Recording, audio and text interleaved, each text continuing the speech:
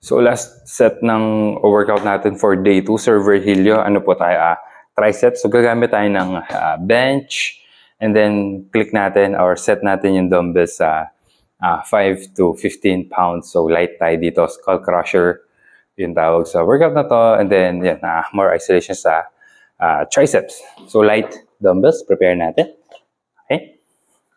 Again, parang yung sa flies to, sa kahapon. So lie down all the way up. So target natin dito, okay, feet grounded pala sa floor. Tapos slide yung shoulders away sa ears, okay, to lift yung chest. Alright, automatic yan. Then abs brace. Now elbows pointing sa baba naman. Okay, papunta sa baba. Then inhale down. Exhale up. Okay, dumbbell papunta sa gilid ng ulo. And then exhale up. Okay, panatilihin natin controlled and nasa taas. Alright, pakita natin. Okay po.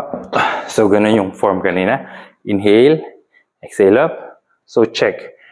Yung elbow natin, nasa ilalim yung shoulders po.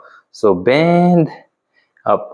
Hands pala natin, ganyan po, parallel, magkaharap, parang sa hammer curls. So, inhale down, exhale up. So, huwag natin papabayaan na angat yung lower back.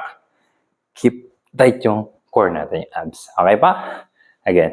So, inhale down, exhale up. So, dahan-dahan. Lowest point niya is hanggang dito.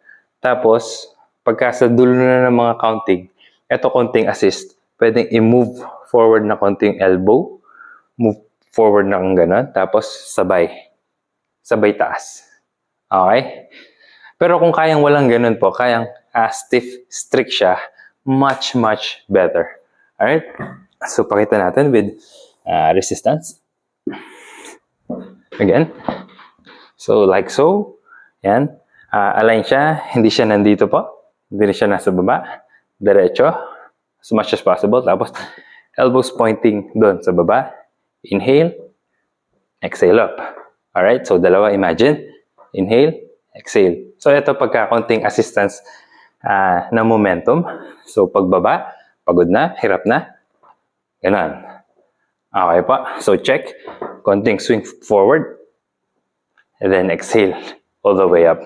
Alright. So, yun po. Ayun po yung mga exercises natin for day 2. And then, up next natin is, stretch.